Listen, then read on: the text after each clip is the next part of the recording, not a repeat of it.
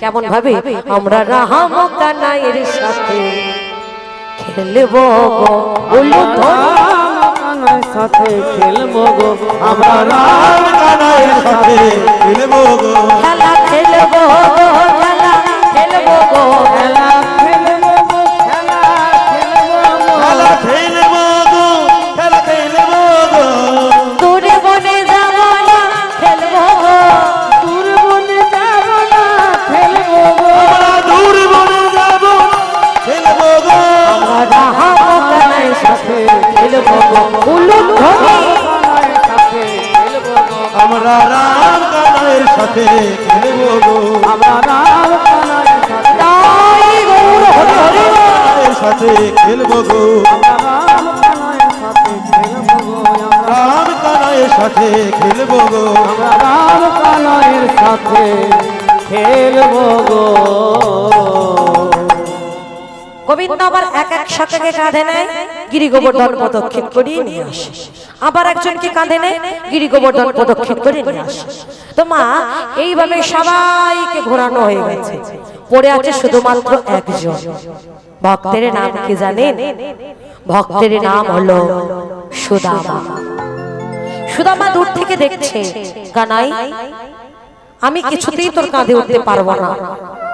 কেউ জানুক বা না জানুক, আমি তো জানি তুই কে আর আমি কে। আচ্ছা মা, এই যে সুদামা, আজ আমরা যে লীলাটা আস্বাদন করতে চলেছি, কৃষ্ণ সুদামা, একাধারে এই সুদামা ছিল কৃষ্ণের পরম প্রিয় ভক্ত, আবার একাধারে ছিল কৃষ্ণের পরম প্রিয় বন্ধু। বন্ধু কেমন হয়, বন্ধুত্ব কেমন হওয়া উচিত, আমরাও জগতে কারোর না কারোর বন্ধু, আমাদেরও বন্ধু আছে, আমাদের বন্ধুত্বটা কেমন, আর কৃষ্ণ সুদামার বন্ধুত্বটা কেমন ছিল, বন্ধুত্বের দৃষ্টান্ত দিয়ে গেল। তাহলে আমরা আস্বাদন করব কৃষ্ণ সুদামা লীলা জানার আগে এই সুদামাটা কি, সুদামার পরিচয়টা আমাদের জানতে হবে। সুদামার সাথে গোবিন্দের কি এক জন্মের সম্পর্ক? না, সত্য যুগে সুদামা কে ছিল, ত্রেতা যুগে সুদামা কে ছিল, দ্বাপর যুগে সুদামা তো হলোই হলো, কলি যুগে বা সুদামা কে হয়েছিল তা আমরা আস্বাদন করব। সত্য যুগে চার নারায়ণ ছিল। কি কি? বাসুদেব, সংকর্ষ, প্রদ্যুম্ন, অনিরুদ্ধ। চার নারায়ণে ভগবান খেলা করল, খেলাতে মজা পেল না। মনে মনে চিন্তা করলো ত্রেতা যুগের খেলার একটু পরিবর্তন করব। তাই চার নারায়ণ ত্রেতা যুগে হয়ে এলেন দশরথ রাজার ঘরে, দশরথের চার সন্তান হয়ে, অর্থাৎ চার ভাই হয়ে। কে কে? রাম, লক্ষ্মণ, ভরত, শত্রুঘ্ন। কোনটা কে হয়েছিল? বাসুদেব, রাম, সংকর্ষ, লক্ষ্মণ, প্রদ্যুম্ন, ভরত, অনিরুদ্ধ, শত্রুঘ্ন। আর কৃষ্ণ সুদামা লীলা ঠিক এখান থেকেই শুরু হয়েছে। অর্থাৎ কৃষ্ণ সুদামা লীলা জানতে গেলে আগে আমাদের রামায়ণ জানতে হবে, তা না হলে কৃষ্ণ সুদামা লীলা জানা আমাদের সার্থক হবে না। চলুন একটু আস্বাদন করি রামায়ণে কি ঘটেছিল। একদিন দশরথ রাজা আয়নার সামনে দাঁড়িয়ে দেখছে চুল দাড়ি সব পেকে গেছে, বৃদ্ধ হয়ে গিয়েছে। মনে মনে চিন্তা করছে, এবার আমার অবসরে নেওয়ার সময়, আমার পরবর্তী উত্তরাধিকারীর হাতে অযোধ্যার সিংহাসন রেখে এবার আমি বিশ্রামে যাব, এবার আমি অবসরে নেব। তাই দশরথ রাজা ডাক দিলেন গুরুদেবকে, গুরুদেব, গুরুদেব, গুরুদেব। বলো দশরথ, গুরুদেব আমি ঠিক করেছি এবার আমি বিশ্রাম নেব। তাই আমার পরবর্তীকালে আমার এই অযোধ্যার যোগ্য উত্তরাধিকারীর হাতে অযোধ্যার সিংহাসনটা তুলে নিয়ে এবার আমি বিশ্রাম নেব। তো গুরুদেব আমার তো চার সন্তান, আপনি একটু বিচার করে বলুন তো আমার এই চার সন্তানের মধ্যে আমার পরবর্তীকালে আমার এই অযোধ্যার সিংহাসনে বসার যোগ্য কে? গুরুদেব চিন্তা করলেন, দশরথ আমি খুব ভালো করে জানি তোমার পরবর্তীকালে অযোধ্যা সিংহাসনে কে বসতে পারে। কি হলো গুরুদেব বলুন। দশরা তোমার পরবর্তীকালে এই অযোধ্যার রাজা হওয়ার একমাত্র যোগ্য হলো তোমার জ্যেষ্ঠ পুত্র রাম। আপনি ঠিক বলছেন, আমার রাম আমার পরবর্তীকালে এই অযোধ্যা রাজা হতে পারে? হ্যাঁ বেশ গুরুদেব, তাহলে আমি আমার রামের রাজ্যাভিষেক করে দিই। করে দাও। চারিদিকে ঢাড়া পিটিয়ে জানিয়ে দেওয়া হলো, শোনো শোনো শোনো, আগামীকাল এই অযোধ্যার নতুন রাজা রাজ সিংহাসনে বসবে আমাদের সবার প্রিয় রাম।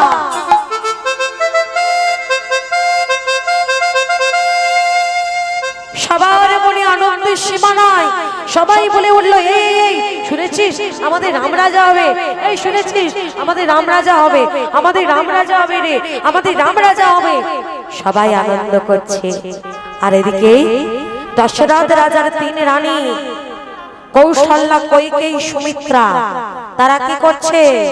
সুমিত্রা মা লক্ষণকে সাজাচ্ছে, এই শোন দাদা রাজা হবে, সব সময় তুই দাদার পাশে পাশে থাকবি, দাদাকে বেশি চিন্তা করতে দিবি না, সব দায়িত্ব তুই পালন করবি, দাদার যেন কোনো কষ্ট না হয়, কেমন?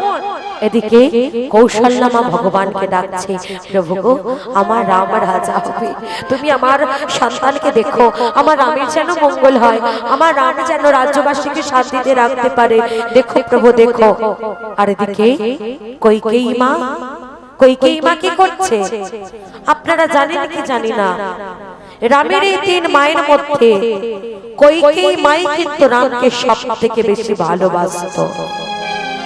এই কৈকেয়ী মার কাছেই কিন্তু রাম মানুষ। ছোট থেকে কৈকেয়ী মাই কিন্তু রামকে খাইয়ে দিত, ঘুম পাড়িয়ে দিত। নিজের মা কৌশল্যা থেকেও কৈকেয়ী রামকে বেশি ভালোবাসতো।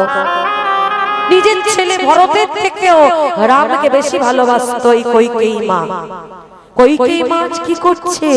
দাস দাসীদেরকে ডাকছে আর বলছে, এই শোন শোন, তোরা শুনেছিস আমার রাম রাজা হবে রে, আজ তোরা যে যা চাইবি আমি তোদেরকে সব দিয়ে দেব। বল বল তোরা কি চাস? নিজের গায়ের গহনাগুলো খুলে খুলে দাস দাসীদের মধ্যে বিতরণ করে দিচ্ছে, নে তোরা সব নিয়ে নে, তোরা শুধু আমার রামকে আশীর্বাদ কর, আমার রাম যেন ভালো থাকে, আমার রামের যেন মঙ্গল হয়, আমার রাম যেন রাজ্যবাসীকে শান্তিতে রাখতে পারে। সবাইকে সব দিচ্ছে, আর সব থেকে দামি গহনাটা তুলে রেখেছে প্রিয় দাসী মন্থরার জন্য। এবার মন্থরা যখন আসছে, মন্থরাকে দেখে কৈকেয়ী মা বলে উঠল, এই মন্থরা তুই শুনেছিস আমার রাম রাজা হবে? আজ দাস দাসীরা যে যা চেয়েছে আমি সবাইকে তাই দিয়েছি, বল তুই কি চাস? তুই আর যা চাইবি আমি তোকে তাই দেব। দেখ সব থেকে দামি গহনাটা আমি তোর জন্য রেখেছি, তোকে দেব বলে, দেখ তোর পছন্দ তো? এই বলে কৈকেয়ী মা যখনই না ওই মন্থরার গলাতে হাতটা পরিয়ে দিয়েছে, ওই কৈকেয়ী হাতটা মন্থরার এমন কুটিল মন টেনে ছিঁড়ে ফেলে দিল। মন্থরা এটা তুই কি করলি? এই মন্থরা, আমি অনেক দিন থেকে লক্ষ্য করছি তুই আমার রামের ভালো দেখতে পারিস না, আমার রামের কোনো ভালো কাজ সহ্য করতে পারিস না। এই আমার রাম তোর কি ক্ষতি করেছে রে? তুই কেন আমার রামকে সহ্য করতে পারিস না? তুই কেন আমার রামকে দেখতে পারিস না? বল, আজ তোকে বলতেই হবে, বল আমার রাম তোর কি ক্ষতি করেছে? এই মন্থরা এবার কি উত্তর দিচ্ছে জানেন? শোনো বাবু কৈকেয়ী, আমি তোমার ছোটবেলার দাসী, পর নই। তোমার বাবা কৈকে রাজা আমাকে মোটা টাকার মাইনে দিত, তাই ছোট থেকে আমি তোমার পায়েতে তেল মাখাতাম। এখন তোমার স্বামী দশরথ রাজা তোমার জন্য আমাকে মোটা টাকার মাইনে দেয়, তাই আমি তোমার পায়ে তেল মাখাই। কাল যদি কৌশল্যার জন্য আমাকে মাইনে দেওয়া হয়, আমি কৌশল্যার পায়েও তেল মাখাবো, কারণ আমি দাসী, দাসী বৃত্তি আমার কাজ। কিন্তু তুমি তো দাসী নাও। কাল যখন রাম রাজা হবে, আজ তোমাকে কৌশল্যা কিছু বলছে না, এতদিনই কিছু বলেনি, কিন্তু কালে যখন রাম রাজা হবে ওই কৌশল্যা মাই কিন্তু হবে রাজমাতা। তখনই যদি কৌশল্যা তোমাকে বলে, দে তো বাবু কইকেয়ী আমার পায়েতে একটু তেল মাখিয়ে দে তো, পারবে তো সতীনের পায়েতে তেল মাখাতে? যেই না বলেছে সঙ্গে সঙ্গে কইকেয়ী চমকে উঠেছে, কি সত্যি তো? হ্যাঁ, না না এটা হতে পারে না। মন্থরা বলে বলল, কইকেয়ী তোমার নিশ্চয়ই মনে আছে তুমি দুবার তোমার স্বামী দশরথকে মৃত্যুর হাত থেকে বাঁচিয়েছিলে, আর দুবার তোমার স্বামী তোমাকে কিছু দিতে চেয়েছে কিন্তু তুমি নাওনি, কি গো মনে আছে তো? ওমা, এই কইকেয়ী দশরথ রাজাকে দুবার মৃত্যুর হাত থেকে বাঁচিয়েছিল, জানেন কবে? একবার বাণীর আঘাতে যখন দশরথ রাজার সর্ব অঙ্গ জ্বলে যাচ্ছিল, জ্বালাই জ্বলে যাচ্ছিল, বৈদ্যকে ডাকা হলো। বৈদ্য ওষুধ দিল বটে, কিন্তু তার সাথে সাথে বলেছিল, দিবানিদ্রা একত্রিত করে কেউ যদি তোমার সেবা করতে পারে দশরথ, তবেই তুমি তাড়াতাড়ি সুস্থ হবে, নতবা নয়। দশরথ রাজা যখন 3 রানীকে ডাকলো, সুমিত্রা কৌশল্যা বলেছিল, স্বামী আমাদের দ্বারা সম্ভব নয় দিবানিদ্রা একত্রিত করে তোমার সেবা করার, তুমি অন্য দাস দাসী নিয়োগ করো। কিন্তু এই কইকেয়ী বলেছিল, স্বামী আমি তোমার সেবা করব। দিন রাত একত্রিত করে এই কইকেয়ী দশরথ রাজাকে সুস্থ করে তুলেছিল। দশরথ রাজা বলেছিল, কইকেয়ী বলো তুমি কি চাও, তুমি যা চাইবে আমি তোমাকে তাই দেব। কইকেয়ী বলেছিল, স্বামী আমার কিচ্ছু লাগবে না, আমি তো আমার স্ত্রীর ধর্ম রক্ষা করেছি, তুমি আমার স্বামী, স্ত্রীর ধর্ম হলো স্বামীর সেবা করা, আমি তোমার সেবা করছি, আমার কিচ্ছু লাগবে না। কিন্তু কইকেয়ী আমার তো আরো 2 রানী ছিল, তারা তো কেউ আমার সেবা করলো না, তুমি আমার সেবা করেছো, তাই তোমাকে আমি বিতাড়িত করতে পারবো না, বলো তুমি কি চাও, তুমি যা চাইবে আমি তোমাকে তাই দেব। কইকেয়ী বলেছিল, স্বামী বেশ তাহলে তোলাই থাক, সময় মতো চেয়ে নেব। এই একবার বাঁচিয়েছিল, আর একবার কবে জানেন? ওই দশরথ রাজার আঙুলের ডগায় একটা ঘা হয়েছিল, বৈদ্য বলেছিল কোন ওষুধের দ্বারা ওই ঘা সারবে না, একমাত্র কেউ যদি তার জিহ্বা দিয়ে বারবার ওই ঘাটাকে লেপন করে তবেই ওই ঘাটা সারবে, নতবা নয়। আবার 3 রানীকে ডাকা হলো, 3 জনের মধ্যে সুমিত্রা কৌশল্যা বলেছিল, আমাদের দ্বারা সম্ভব নয়, এই ঘা মানে পুঁজ রক্ত, এই পুঁজ রক্ত এগুলো কিভাবে আমরা সেবা করব, আমাদের দ্বারা সম্ভব নয়। কিন্তু কইকেয়ী মা বলেছিল, স্বামী আমি তোমার সেবা করব। এই কইকেয়ী লজ্জা ঘৃণা সব দূর করে ওই ঘায়ের উপরে বারবার নিজের জিহ্বা দিয়ে লেপন করে করে করে করে দশরথ রাজাকে সুস্থ করে তুলেছিল। সেদিনও দশরথ বলেছিল, বলো কইকেয়ী তুমি আমার কাছে কি চাও, তুমি যা চাইবে আমি তোমাকে তাই দেব। সেদিনও কইকেয়ী বলেছিল, স্বামী কিচ্ছু লাগবে না আমার, আমি স্ত্রী ধর্ম পালন করেছি। না না, বারবার এটা তো হতে পারে না, আমার আরো 2 রানী আছে, তারা তো আমার সেবা করেনি, তুমি করেছো আমার সেবা, বলো তুমি কি চাও, তুমি যা চাইবে আমি তোমাকে তাই দেব। সেদিনও কইকেয়ী বলেছিল, ঠিক আছে, দিতে যদি যাও তাহলে তোলা থাক, সময় মতো চেয়ে নেব। সেই 2টো কথা আজ মন্থরা মনে করিয়ে দিল। এই কইকেয়ী মনে পড়ে তোমার? 2বার তুমি তোমার স্বামীকে মৃত্যুর হাত থেকে বাঁচিয়েছিলে, আর 2বার তোমার স্বামী তোমাকে কিছু দিতে চেয়েছে কিন্তু তুমি নাওনি, সময় এসেছে নাও, এবার তুমি সেই 2টো জিনিস চেয়ে নাও। যেই না বলেছে, কইকেয়ী ঘর থেকে সব দাস দাসীদের বাইরে বার করে দিল, ঘরের দরজাটা বন্ধ করে দিল, আলোগুলো সব নিভিয়ে দিল, কারোর সাথে কথা বলে না, চুপচাপ বসে আছে। চিন্তা করো, রামায়ণের যুগে তো একটা মন্থরা ছিল, যার জন্য গোটা রামায়ণটা হয়ে গিয়েছিল, আর এখন আমাদের ঘরে ঘরে মন্থরা চাষ হচ্ছে, প্রত্যেকটা ঘরে ঘরে রামায়ণ হচ্ছে, কারোর সাথে মন কথা বলছে না কইকেয়ী, অন্ধকার ঘরে একা বসে আছে। দশরথ রাজা লক্ষ্য করলো কি আমার তিন রানীর মধ্যে সুমিত্রা কৌশল্যার ঘরে আলো জ্বলছে, কইকেয়ীর ঘরে কেন আলো জ্বলছে না? ধীরে ধীরে কইকেয়ীর ঘরে গিয়ে দরজাটা খুলে কইকেয়ীকে বলে উঠল, কইকেয়ী কি গো আলো নিভিয়ে বসে আছো? এই কথা বলছো না কেন? কি হয়েছে? কইকেয়ী তুমি শুনেছো আমাদের রামকাল রাজা হবে গো, তোমার রাম রাজা হবে, তুমি শুনেছো? বলো না তুমি খুশি হওনি? আমি জানি তুমি খুব খুশি হবে, কারণ আমি তো দেখেছি ছোট থেকে তুমি রামকে মানুষ করেছো, খাইয়ে দিয়েছো, ঘুম পাড়িয়েছো, তোমার নিজের ছেলে ভরতের থেকেও তুমি রামকে বেশি ভালোবাসো। আমি জানি তুমি খুব খুশি হবে, আর রামও তোমাকে খুব ভালোবাসে। বলো না তুমি খুশি তো? এই কথাটা শুনে তুমি খুশি হয়েছো তো? রাম রাজা হলে তুমি খুশি হবে তো? কইকেয়ী বলল, স্বামী দুবার তোমাকে আমি মৃত্যুর হাত থেকে বাঁচিয়েছিলাম, তোমার মনে আছে?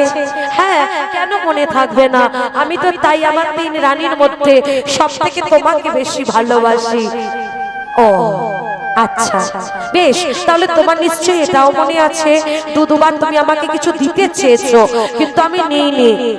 হ্যাঁ মনে আছে তো?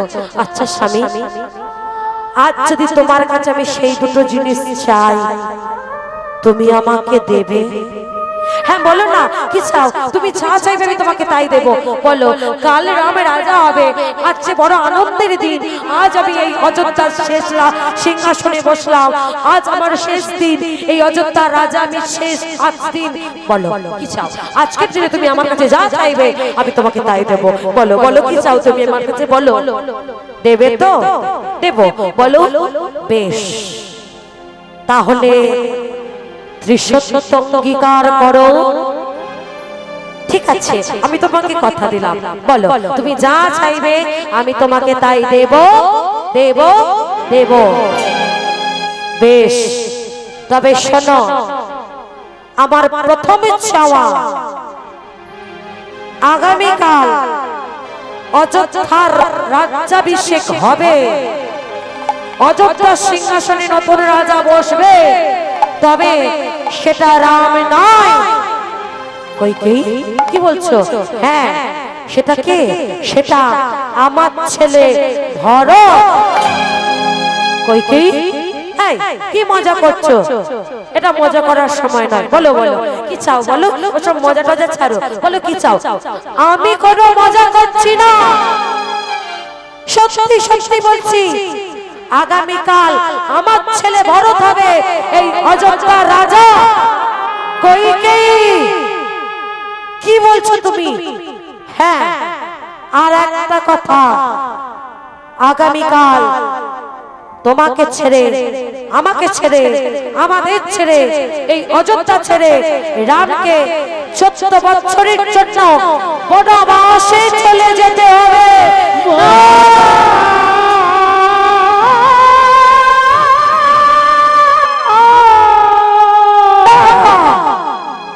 বলো না। এই কইকেয়ী কি বলছো তুমি? বলো না। এই কইকেয়ী মজা করো না, আমার সাথে মজা করো না। বলো কি বলছো তুমি এসব? হ্যাঁ আমি ঠিক বলছি, রামকে 14 বছরের জন্য বনবাসে যেতে হবে। না, এমন ছাড়া চেও না আমার কাছে, আমি দিতে পারবো না। পারবে না? ভুলে যেও না, তুমি আমার কাছে ত্রিশত্ব অঙ্গীকার করেছো, ভুলে যেও না। আমি তোমাকে দুবার মৃত্যুর হাত থেকে বাঁচিয়েছিলাম। কইকেয়ী ছি ছি ছি ছি ছি ছি ছি ছি ছি। ছোট থেকে রাম তোমার কাছে মানুষ, তুমি তোমার ছেলেকে দূরে রেখে রামকে কোলে পিঠে করে মানুষ করেছো। আমি তো দেখেছি রামকে তুমি কতটা ভালোবাসতে। ওই কইকেয়ী রামকে যতটা না ভালোবাসতো তার থেকে তুমি বেশি, কৌশল্যা রামকে যতটা না ভালোবাসতো তার থেকে তুমি ওকে বেশি ভালোবাসতে। ও তাহলে এতদিন ধরে তুমি এই ষড়যন্ত্রের জাল বুনছিলে আর আমি বুঝতেও পারিনি। ছি, ছি, তোমাকে আমি এত ভালোবাসতাম, আমার তিন রানীর থেকে বেশি ভালোবেসেছি তোমায়, আর তুমি আমার কাছে এরকম অবান্তর চাওয়া চাইলে। ছি, ঠিক আছে, রাম তো বড় হয়েছে, ওর তো নিজস্ব মতামত থাকতে পারে, আমি ওকে একবার বলে দেখি। এরা ওরা এরা একবার এখানে এসো তো বাবা। হ্যাঁ পিতা। রা তোমার এই মা মানা মানা মানা সৎ মা। পিতা এটা কি বলছেন? হ্যাঁ সৎ মা আমার কাছে দুটো জিনিস চেয়েছে। কি চেয়েছে দিয়ে দিয়ে, কি চেয়েছে আগে শোনো। হ্যাঁ পিতা, তোমার এই মায়ের প্রথম চাওয়া, কালে অযোধ্যার সিংহাসনে তুমি নাও, এই অযোধ্যার সিংহাসনে বসবে তোমার ভাই ভরত। তোমার ভাই ভরত হবে রাজা। হোক না, আমার কোনো আপত্তি নেই, আমার ভাই রাজা হবে, আপত্তি থাকবে কেন? আমার আমার কোনো আপত্তি নেই, আমার ভাই রাজা হোক, আমার কোনো আপত্তি নেই পিতা। বেশ, দ্বিতীয় চাওয়া কি? আগামীকাল তোমাকে আমায় ছেড়ে, এই অযোধ্যা ছেড়ে, সবাইকে ছেড়ে 14 বছরের জন্য বনবাসে চলে যেতে হবে। বলো না,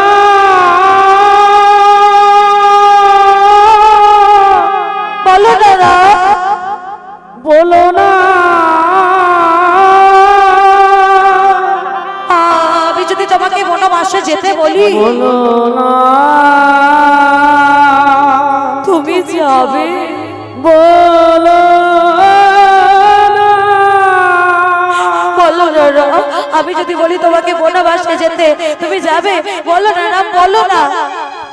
পিতা, এই দেহটা কার জন্য সৃষ্টি হয়েছে? আপনার জন্য। তাই আপনি যদি চান এই দেহ সিংহাসনে বসবে, তাহলে এই দেহটা সিংহাসনেই বসবে।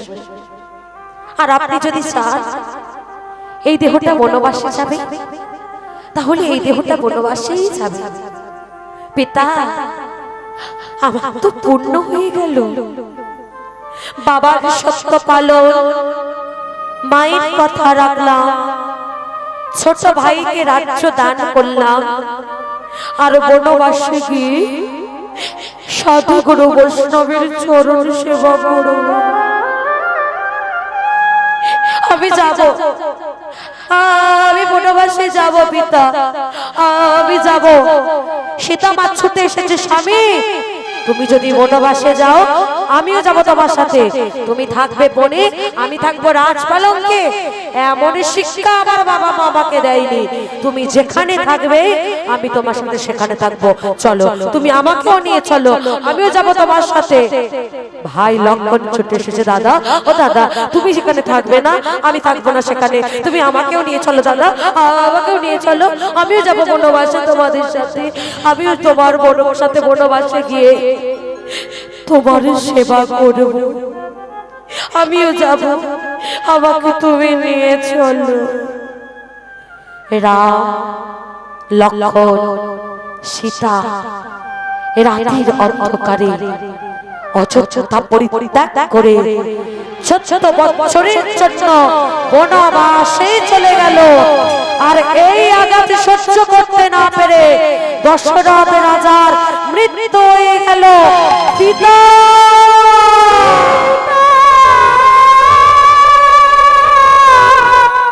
ভরত ছিল মামা বাড়ি, ছুটতে ছুটতে আসছে পিতা, পিতা, পিতা গো, পিতা, পিতা গো, এটা কি হয়ে গেল? বাবার মৃত্যু হয়ে গেল, বড় দাদা দাদা লক্ষ্য দুজনেই চলে গেছে বনবাসে, সাথে সীতা মাও চলে গেছে। কে কে কে আমার রাজ্যটাকে এমন শ্মশান বানিয়ে দিলে? বলো, কে আমার রাজ্যটাকে এমন বানিয়ে দিল? ছাড়বো না, ছাড়বো না আমি তাকে, নিজের হাতে আমি তার শাস্তি দেব। কে?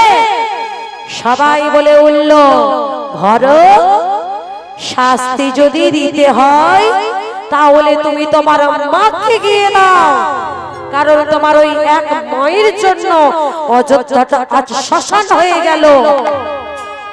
মা, তুমি?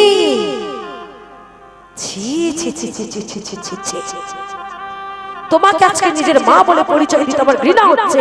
ছি, কি করে পারলে, কি করে পারলে তুমি দাদাকে বনবাসে পাঠাতে?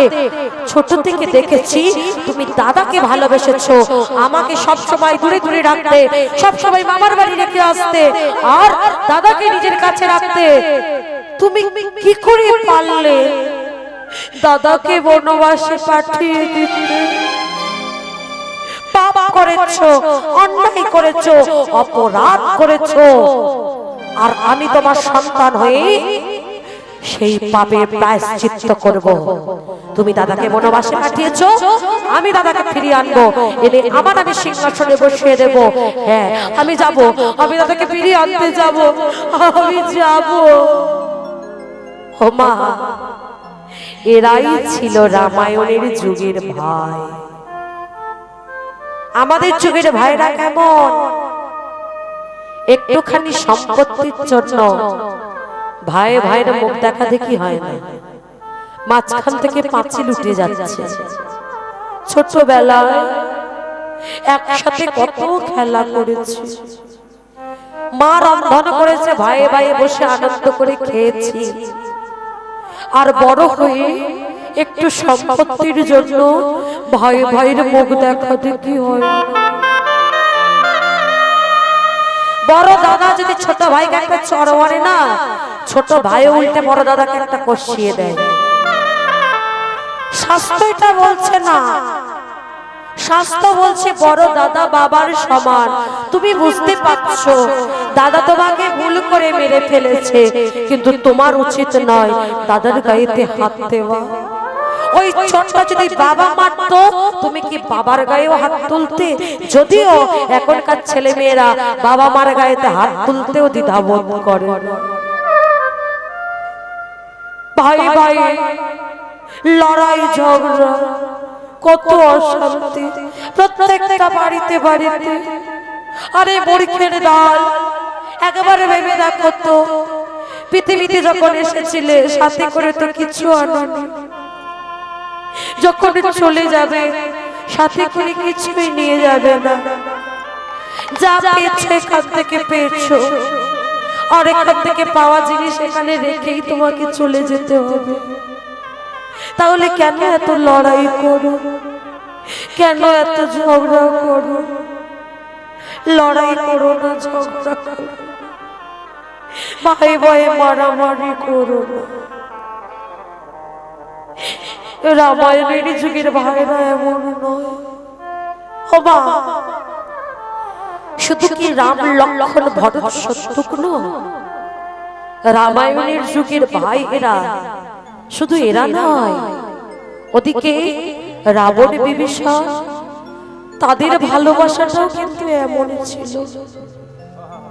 একদিন বিভীষণ ঘরের মধ্যে বসে বসে রাম রাম করছিল। রাবণ রাজা বলে দিয়েছিল কেউ যেন রাম রাম না করে আমার রাজ্যে। যে রাম রাম নাম করবে তাকে মৃত্যুদণ্ড দেব। বিভীষণ কিন্তু দাদার আদেশটা অমান্য করেছিল বটে, কিন্তু দাদার চোখের সামনে নয়, দাদার চোখের আড়ালে ঘরের মধ্যে রাতের অন্ধকারে বসে বসে রাম রাম রাম রাম নাম করত। একদিন সেটা জানতে পেরে গিয়েছিল, জানতে পেরে গিয়ে ওই রাবণ রাজা রাতের অন্ধকারে কান পেতে দাঁড়িয়েছিল। দেখি তো প্রতিদিন আমার ভাই নাকি রাম রাম নাম করে, আজ রাম রাম নাম করে কিনা। কান পেতে শুনতে পেল বিভীষণ রাম রাম নাম নাম করছে। যখন রাম রাম নাম করছে, রামচন্দ্রের নাম করছে, রাবণ রাজা চিন্তা করছে, বিভীষণ আমার কথা অমান্য করে তুই রাম রাম নাম করছিস, দেখ আজ তোর কি অবস্থা করি। ওদিকে বিভীষণ নাম করছে, জয় রাম শ্রী রাম, জয় জয় রাম, জয় রাম শ্রী রাম, জয় জয় রাম, জয় রাম শ্রী রাম, জয় জয় রাম, জয় রাম শ্রী রাম, জয় জয় রাম, জয় রাম শ্রী রাম, জয় জয় রাম, জয় রাম শ্রী রাম, জয় জয় রাম, জয় রাম শ্রী রাম, জয় জয় রাম, জয় রাম শ্রী রাম, জয় জয় বিভীষণ বলা যা দরজাটা খুলে সঙ্গে সঙ্গে বক্ষের মাঝে পদাঘাত করেছে বিভীষণ। আরে যেই না পদাঘাত করেছে বিভীষণ আমার দুটো হাত দিয়ে দাদার চরণটা জড়িয়ে ধরেছে। দাদা বিভীষণ ছাড় ছাড় আমার চরণ ছাড়, আমি তোকে ক্ষমা করবো না আজকে, তুই আমার চরণটা ছেড়ে দে। দাদা আমি ক্ষমা চাওয়ার জন্য তোমার চরণ ধরিনি, তবে কেন ধরেছি দাদা, তুমি যে আমার বক্ষ মাঝে তোমার পদে আঘাত করলে, আমাকে আঘাত করতে তোমার চরণে ব্যথা লাগেনি তো? দূর হয়ে যা আমার সম্মুখতে, দূর হয়ে যা দাদা, তোমার চরণে ব্যথা পাওনি তো? বিভীষণ দূর হয়ে যা, দূর হয়ে যা আমার সম্মুখতে, দূর হয়ে যা। বিভীষণ আমার বলল, দাদা তাড়িয়ে দিয়েছো? হ্যাঁ তাড়িয়ে দিচ্ছি, যা চলে যা, আমার চোখের সামনে থেকে চলে যা তুই। সেদিন রাবণ রাজা বিভীষণকে তাড়িয়ে দিয়েছিল, কিন্তু তার একটা মুখ্য উদ্দেশ্য ছিল, কেন জানে? এই রাবণ রাজা চেয়েছিল বিভীষণ আমার রাজ্যে বসে তুই রাম নাম নাম করতে পারবি না, রাতের অন্ধকারে তুই যে প্রতিদিন ঘরে বসে বসে রাম রাম নাম করিস আর নয়নে জলে ভাসিস, তোর এই কষ্টটা যে আমি সহ্য করতে পারছি না, তাই ভাই রে যা তুই তোর রামের চরণে চলে যা। তাই হরি বল হরি বল। আমরা তো সবাই জানি রাবণ ছিল দুরাচারী, রাবণ ছিল ব্যভিচারী, রাবণ নাকি সীতাকে নিয়ে গিয়েছিল হরণ করে ওই লঙ্কাপুরীতে, কিন্তু বাবা কথাটা তা নয়। এই রাবণের মতো বড় ভক্ত রামায়ণে বড় কম ছিল। এই রাবণ যে কত বড় রাজা ছিল, কত বড় ভক্ত ছিল, সেটা আমরা বহুবার প্রমাণ পেয়েছি। এখন সেটা আলোচনার বিষয় নয়, যদি বলতে যাই অনেক সময় চলে যাবে। আবার যদি কখনো আসি তখন বলবো এই রাবণ রাজা সীতাকে হরণ করে নিয়ে যাওয়ার পিছনে কারণটা কি ছিল, এই রাবণ কত বড় রাম ভক্ত ছিল, সেটা সেদিন বলবো যদি আবার কখনো গোবিন্দ গৌর হরি আমাকে কৃপা করে এখানে আসার জন্য। মা রামায়ণ যুগের ভাইয়েরা, ভরত বলল, মা তুমি দাদাকে বনবাসে পাঠিয়েছো, আমি দাদাকে ফিরিয়ে এনে সিংহাসনে বসিয়ে দেব। ভরত আমার ছুটলো বোনের দিকে, দাদা দাদা গো,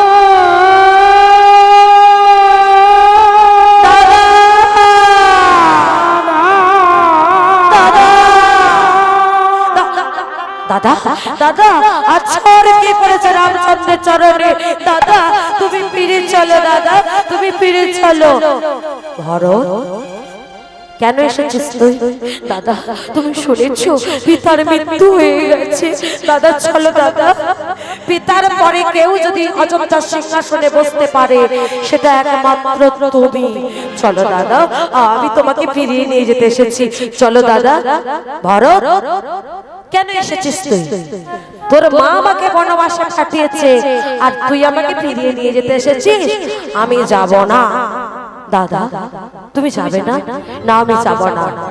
আমি জানতাম তুমি যাবে না। তাহলে কেন এসেছিস? তোর মা আমাকে বনবাসে পাঠিয়েছে আর তুই আমাকে আনতে এসেছিস। দাদা আচ্ছা দাদা, সত্য করে বলো তো তুমি কেন বনবাসে এসেছো? তোর মায়ের জন্য? মিথ্যে কথা বলো না দাদা, সত্যি করে বলো। হ্যাঁ হ্যাঁ, তোর মাই আমাকে বনবাসে পাঠিয়েছে। মিথ্যে কথা, সত্যি করে বলো দাদা, তুমি বনবাসে কেন এসেছো? তোর মায়ের জন্য না,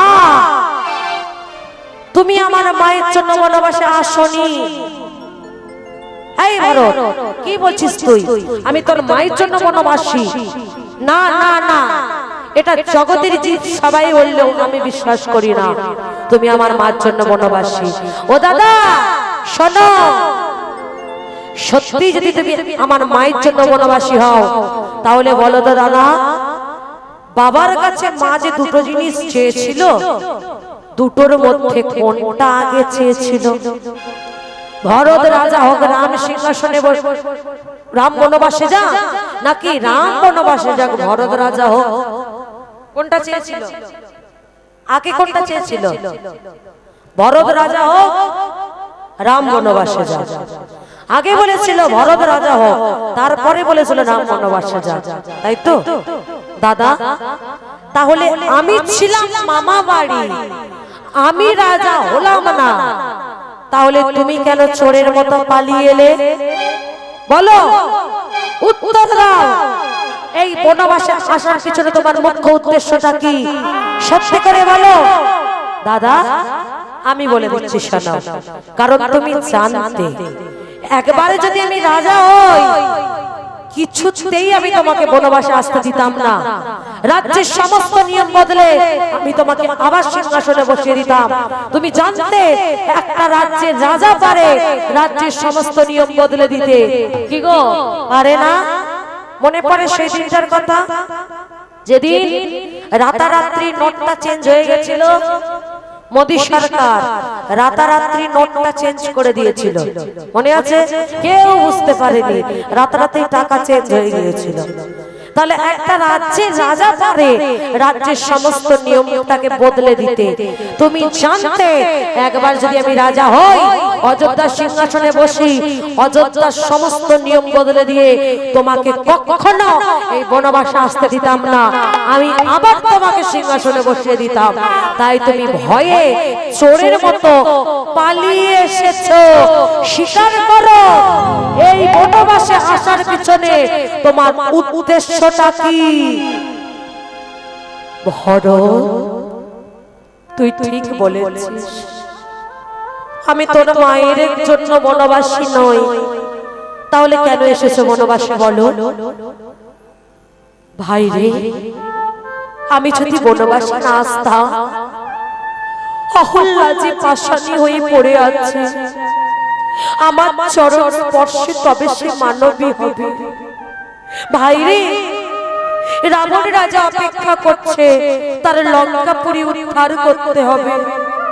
রাবণের ভাই বিভীষণ অপেক্ষা করছে, আমার বন্ধু হবে। বীর হনুমান অপেক্ষা করছে, আমার সঙ্গ দেবে। ভক্ত সবরই অপেক্ষা করছে, ভক্তি সমাজে তাকে একটা স্থান দিতে হবে। ভাই রে, আমি যদি বনবাসে না আসতাম এগুলো তো হতো না, তাই আমি বনবাসে এসেছি। দাদা ঠিক আছে, আমি তোমাকে জোর করব না, থাকো। তবে দাদা আমি চলে যাচ্ছি, যাওয়ার আগে তোমার কাছ থেকে একটা জিনিস চাইবো, তুমি দেবে কি চাস? তবে দাদা, দাদা গো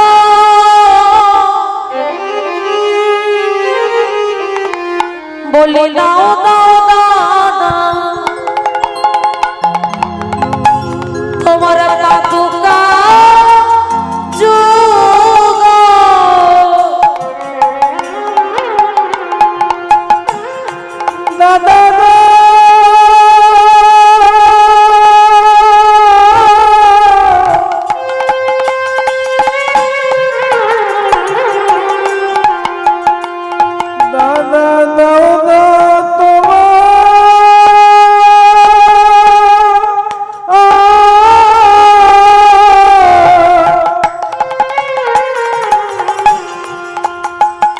ওই পাদুকা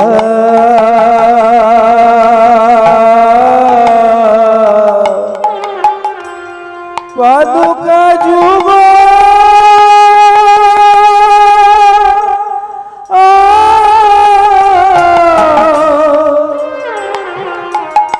ওই পাদুকালয়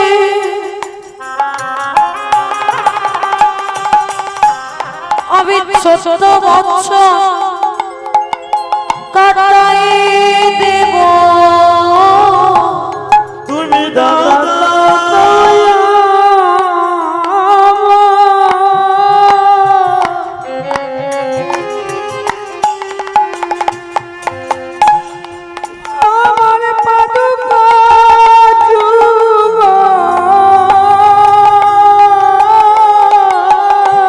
ওই পাদুকালয়ে 17 বছর কাটাই দেব তুমি দাও দাও আমায়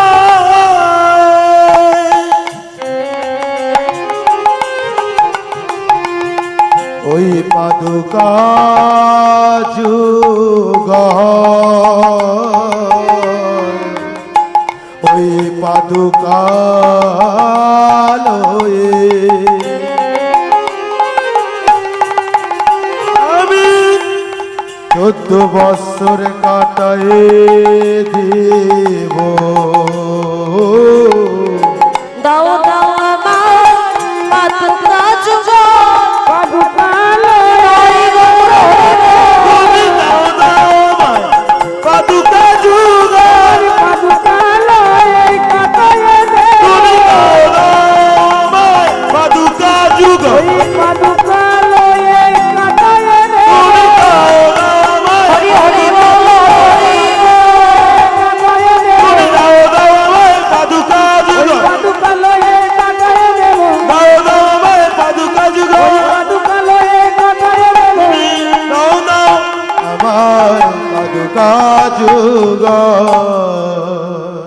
দাদা দাও তোমার ওই চরণের খরম যুগল আমায় দাও দাদা তোমার ওই চরণের খরম জোড়া মাথায় নিয়ে আমি 14 বছর তোমার ভাগে রাজত্বটা করে দেব তবে মনে রেখো 14 বছরটা যিনি 14 বছরই হয় 14 বছর পেরিয়ে যদি একটা বেলাও পার হয় তুমি ফিরে গিয়ে কিন্তু আমাকে আর জীবিত দেখতে পাবে না সত্যি তাই 14 বছরের অন্তে রামচন্দ্র যখন বনবাস থেকে ফিরেছিল অযোধ্যায় দেখলো এই হরু রামচন্দ্রের খড়ম যুগল অযোধ্যার সিংহাসনে রেখে তার তলে বসে ওই চরণ যুগলের সেবা করেছে 14 বছর আর নিচে বসে 14 বছর রাজত্ব করেছে রামচন্দ্র ছুটে গিয়ে ভরতকে জড়িয়ে ধরে বলল ভাই রে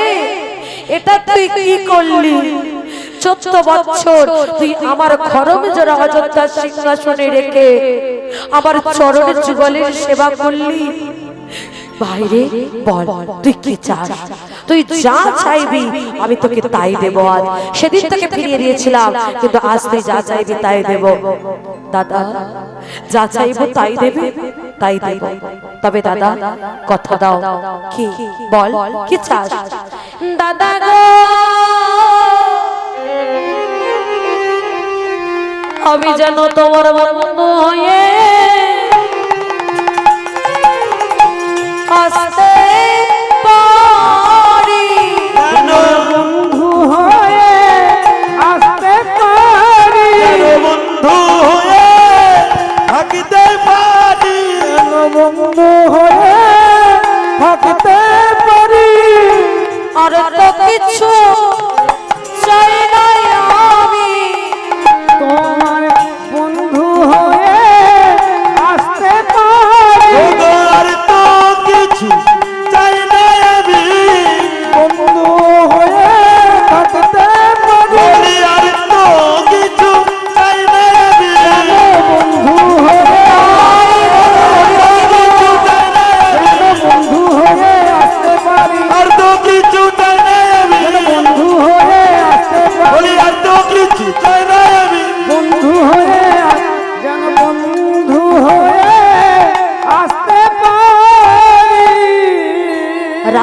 বলেছিল ভরত তুই কি চাইলি ভাই, তুই তো আমার ভাই রে, ভাই থেকে বড় সম্পর্ক আর হয় নাকি, ভাই থেকে তুই বন্ধু হতে চাস?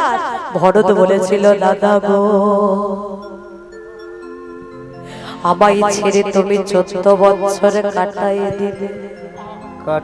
দিলে আর ওই বনবাসে গিয়ে তুমি কত না কত বন্ধু করে নিলে, বন্ধু করে নিলে। রাবণের ভাই বিভীষণ তোমার বন্ধু, তোমার বন্ধু। হনুমানের রাজা বীর হনুমান হলো তোমার বন্ধু, তোমার বন্ধু। কিন্তু দাদা গো, সেদিন আমি তোমার ভাই বলে তুমি আমাকে যখন চলে যেতে বললে, আমি তোমার আদেশ অবজ্ঞা না করে তোমাকে ছেড়ে চলে এলাম। 14 বছর তোমার সঙ্গ দিতে পারলাম না, কিন্তু আমি যদি তোমার বন্ধু হতাম, আমি যদি তোমার শাখা হতাম, তোমার কোনো বাধা না শুনে তোমাকে টানতে টানতে এই অযোধ্যায় ফিরিয়ে আনতাম। তাই না দাদা, আমি আর কিছু চাই না, আমি যেন বন্ধু হতে পারি, বন্ধু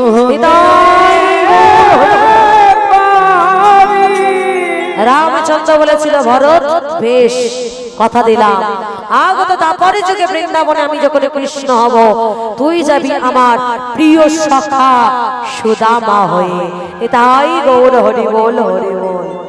আজ সেই ভরত, আজকে সুদামা, সেই সুদামা আমার চিন্তা করছে, কানাই তুই কি আর আমি কে সেটা কেউ না জানুক, আমি তো জানি, আমি কিছুতেই আজ তোর কাঁধে উঠতে পারবো না।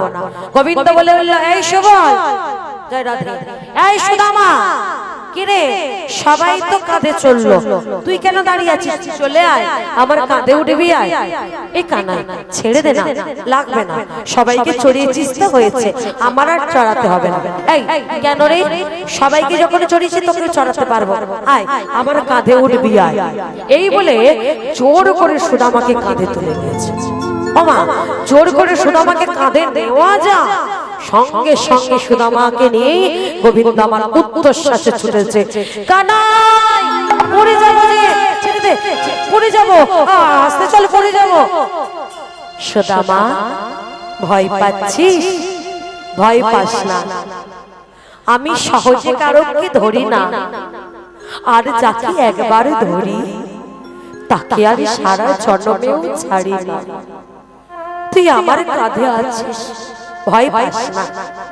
আজ গোবিন্দ সুদামাকে কাঁধে তুলেছে।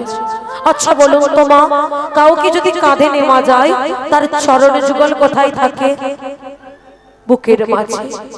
আজ সুদামার চরণ দুটো গোবিন্দ বুকের মাঝে জড়িয়ে ধরেছে। জগতের জীব সবাই আমার চরণে ধরতে চায়, কিন্তু ভক্ত চরণে জড়িয়ে ধরলেও যে এত সুখ পাওয়া যায়, এত আনন্দ পাওয়া যায়, সেটা আমি জানতাম না। যেই না ভগবানের নয়নের জল ওই সুদামার চরণে পড়েছে, সুদামার চোখ কেটেছে। কানাই, তুই কাঁদছিস কানাই? ও, আমাকে কাঁদে নিয়ে তোর কষ্ট হচ্ছে, তাহলে তুই বলতে পারতিস, আমি তো বলেছিলাম তোর কাঁধে উঠবো না, তাও কেন তুই কাঁদে নিলি? নামিয়ে দে, আমাকে নামিয়ে দে, তোর কষ্ট হচ্ছে। সুদামা, আমার কষ্ট হচ্ছে না, তাহলে তুই কাঁদছিস কেন? আসলে আমি ভাবছি তোরা তো প্রতিদিন আমাকে কাঁধে নিয়ে ঘুরে বেড়াস, আজ তোদের কাঁধে নিয়ে আমার যে আনন্দ হচ্ছে, তাই তো আমি কাঁদছি। কানাই, তুই আমাদেরকে এত ভালোবাসিস? হ্যাঁ ভালোবাসি তো। কানাই রে, তাহলে তোর কাছে একটা জিনিস চাইবো, দিবি? কি? যেন সঙ্গ ছাড়া করিস না রে, সঙ্গ ছাড়া করিস না রে, যেন সঙ্গ ছাড়া করিস না রে, যেন সঙ্গ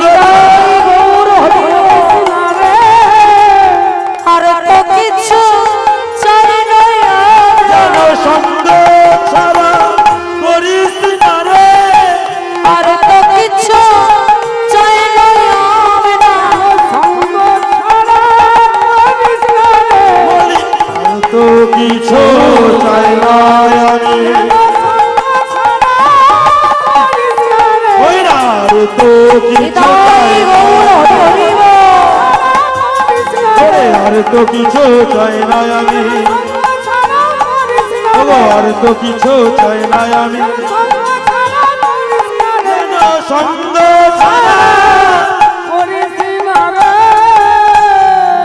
কানাই কখনো যেন আমাদের সঙ্গ ছাড়া করিস না, এটুকুই চাই তোর কাছে।